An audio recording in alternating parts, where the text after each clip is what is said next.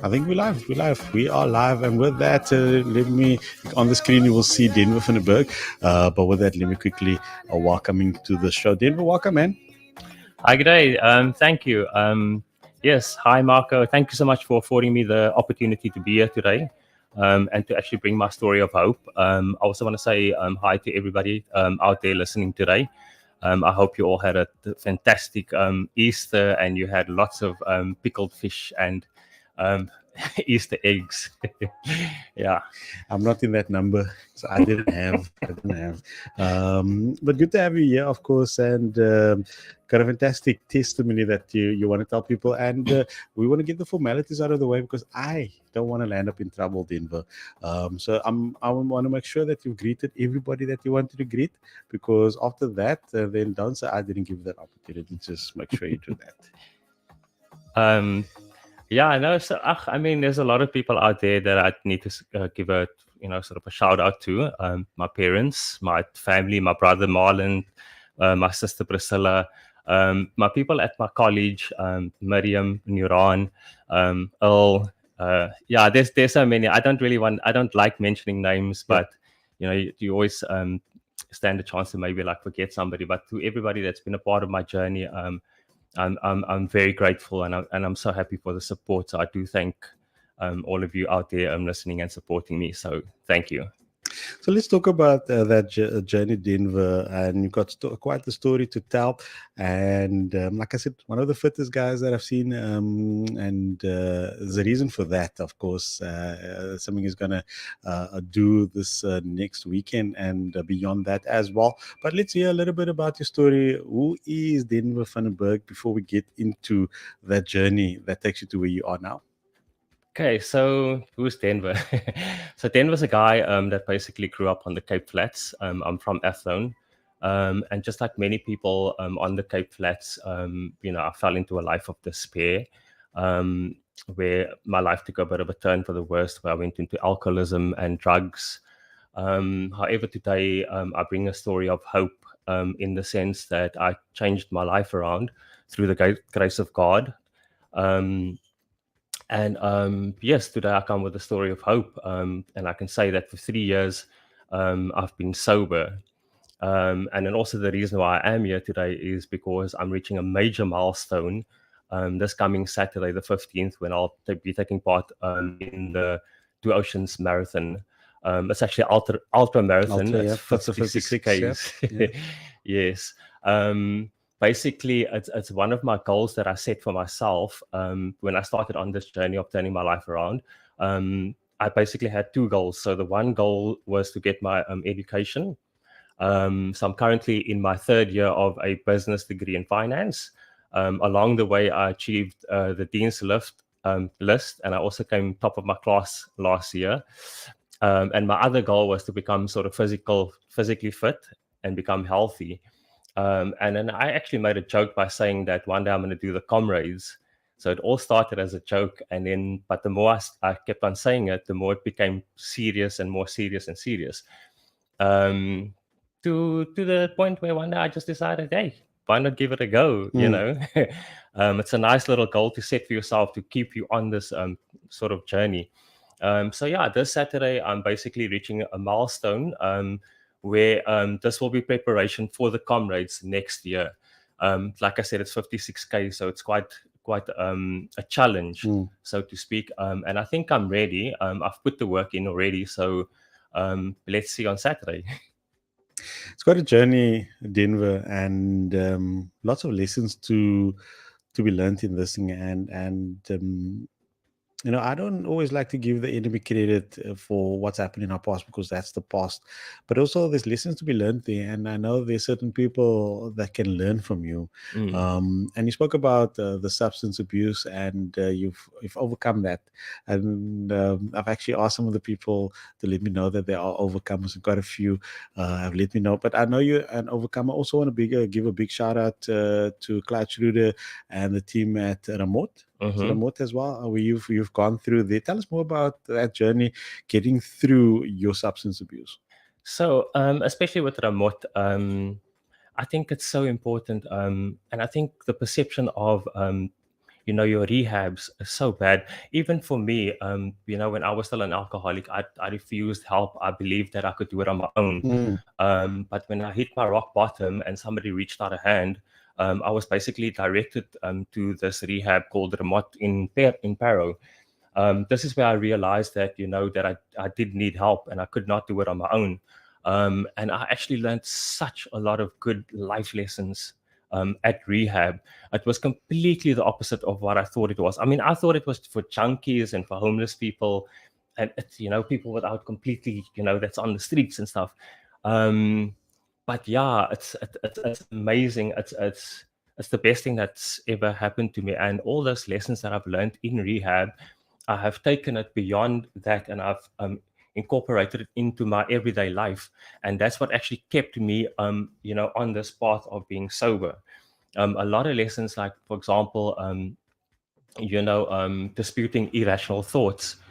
I mean, everybody in life has got a certain addiction, whether it be social media, whether it's sugar, chocolate, stuff like that. Yeah. And if you use that irrational thoughts, like you'd say, To just another justify. chocolate, Yeah. or I'm just gonna open one message. You justify that, and you You talk know, about I'll do it in moderation type of stuff, but meanwhile back at the ranch, some of the things you're doing is because you crave it and you don't have a control over it. yeah. So I mean, and that's also the reason why I'd like to get my story out there, because I want to show people that it's these rehab centers, it helps a lot.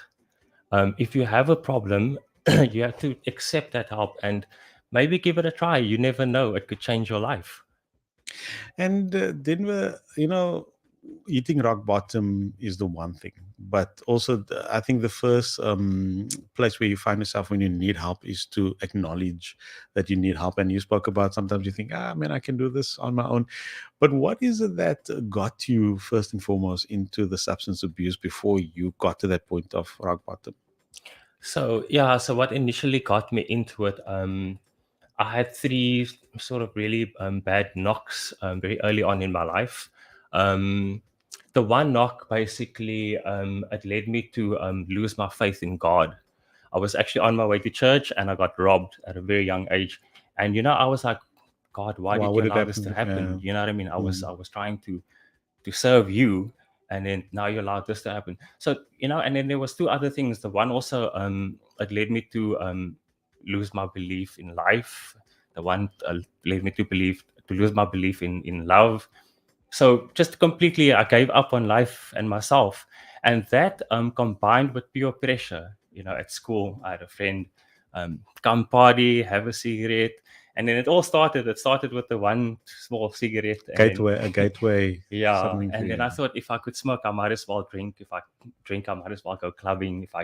If I can drink, I might as well do drugs. And so it just escalated.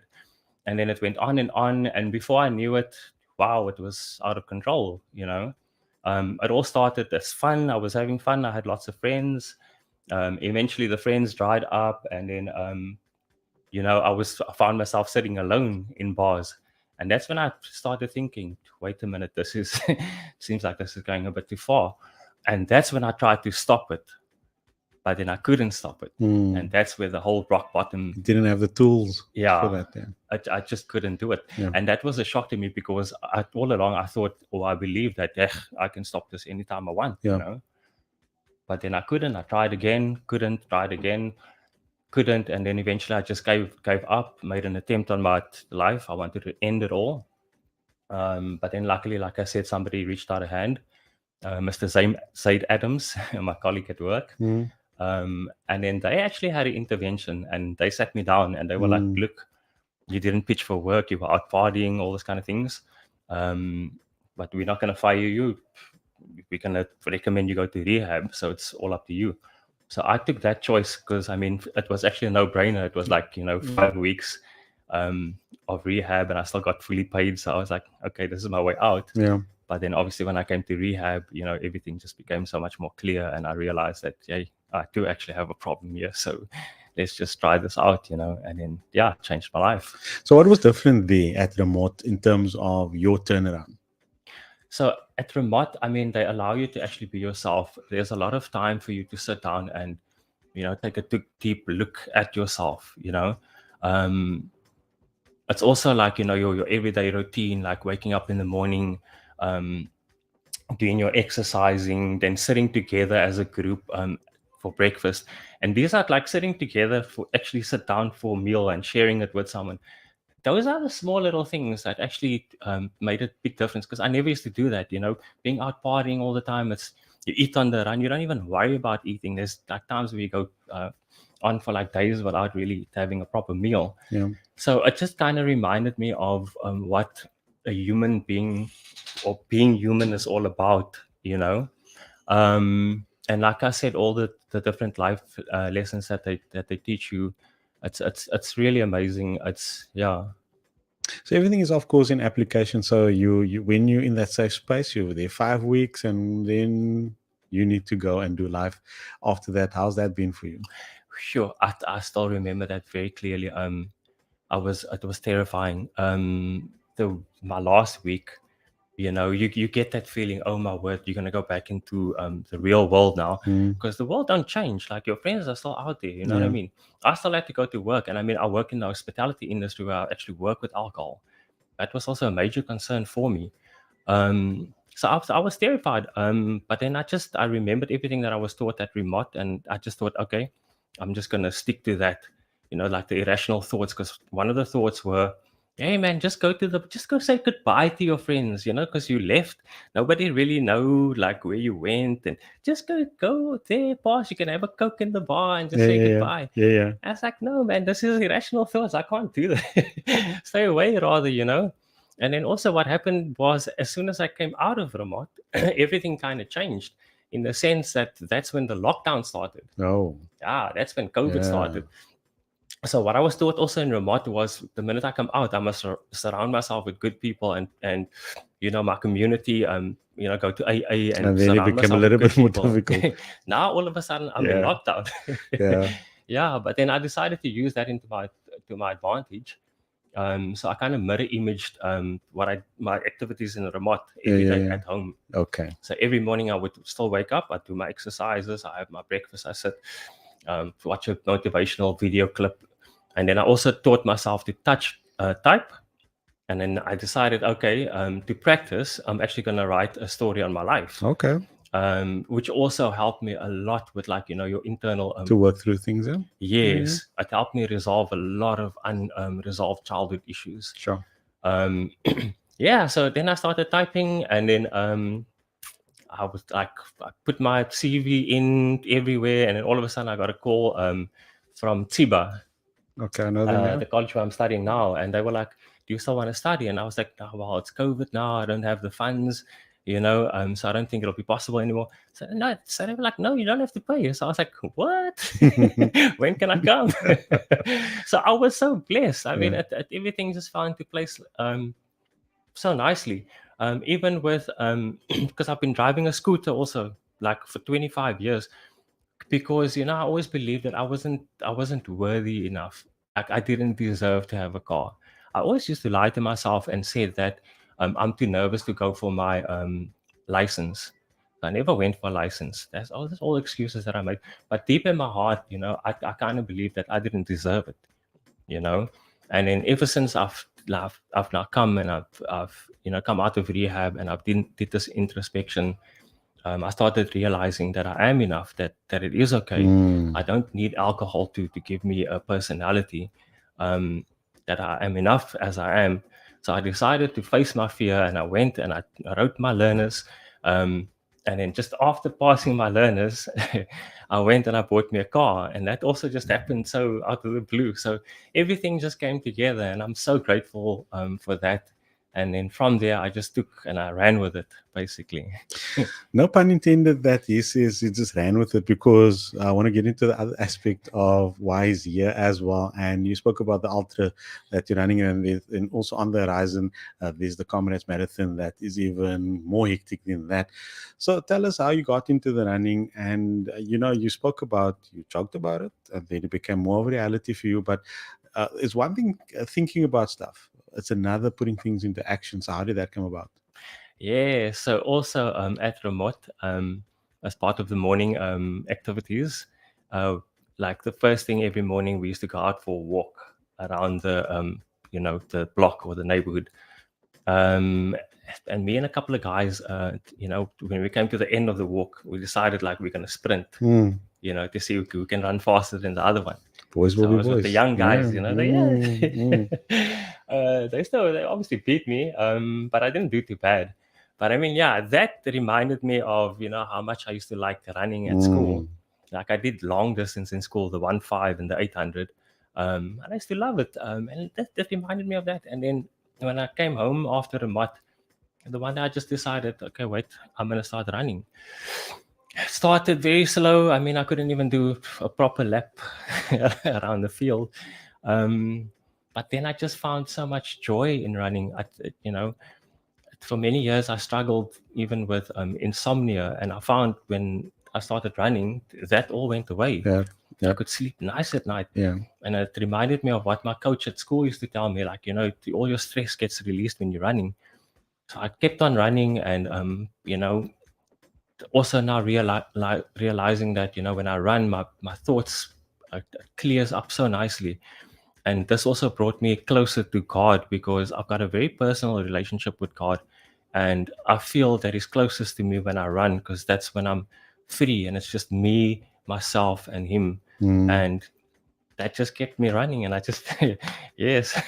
Reminds me of a motivational video I used to play called Running with God. Mm, I'll see if I can find that. Also very inspirational there. But I want to land and sure, so many things I want to extract from you still, but it's really inspirational in terms of your journey. And I love the way God has gone about working in you. And I know that God is in the restoration business as well. And God can restore anybody. It doesn't matter what your circumstances are. And I'm glad for you, and I'm very happy that you're on this journey, and not just a journey of fitness physically, but a journey of fitness for you spiritually and mentally and all of that. And I want to give you just a little bit of time to speak to somebody now. And I maintain that when we go through stuff, it's not just for us, it's for others as well. And there were many things that you touched on that I know someone that's listening, or maybe they would even want to turn off the radio as they're listening to us, because maybe it's a bit too aina, because it's too real. This guy is talking about me. Yes, you that's listening now.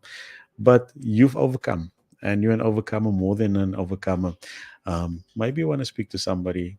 There's maybe some flashing points, some danger points where they are finding themselves now. I want to give you that opportunity. It doesn't matter who it is that's listening now. I do believe this is for them. mm. And so yes, so it's not easy, but I decided I wanted to put my story out there, because I believe it can motivate, or it can help somebody else that's in the same shoe that I am. When I was in a time of despair, I felt like there was no way out, and that it's impossible. I know that feeling, like you can't overcome it, and that there is no hope. But I can promise you today, there's always hope. Anything in life can be fixed. And if you just take that step, and you take that step for yourself, and you work towards yourself and start loving yourself again and finding that hope again, I promise you it'll be the best thing you'll ever do for yourself. Today, I can honestly tell you that I am happy. I've never been so happy in my whole entire life.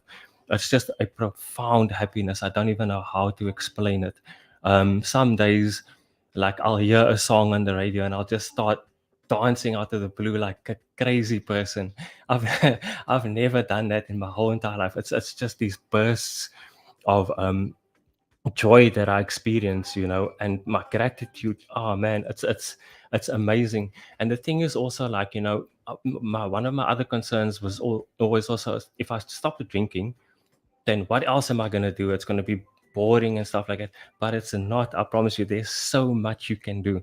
Like I go hiking, I go running, but like I found my passion for running, and it fills up my life. I have so little time to get to all the stuff that I actually want to do at the moment. So yeah, so do that. Take that step for yourself. I promise you, you'll be very, very happy, and you'll be so glad that you did it. So happy to have you in studio with us. And somebody's asking the question in regards to remote: is it for both genders, or is it only for men? It's for both genders, yes. Okay, I'll give you some details just before we end off in terms of how you can connect with them. They are in Paro.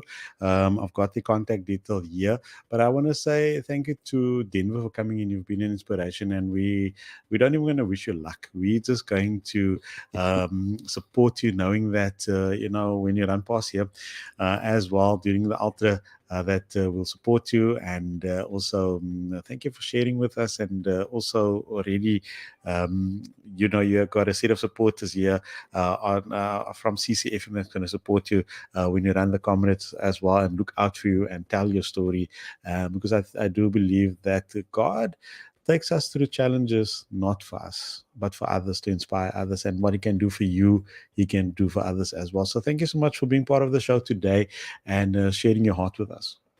Awesome. Thank you so much, Marco. And thank you to all the listeners out there. And I hope you have a blessed day, and hope to see you on Saturday. I hope to see you on Saturday. And so you guys can also go and revisit this story. You can check it out on Facebook and YouTube. It will be available right after this interview. You can go check that out if you missed it. And with that, I want to say thank you to Denver. We're going to go to a break. I'm going to play him a song by one of our good friends here at CCM. It's by Jean Carlo. It's called Run. Just for him, just because we can. So the song is called Run, just for Denver van der Bergh. And with that, we'll go to break, and I'll be back in a bit. Thanks for being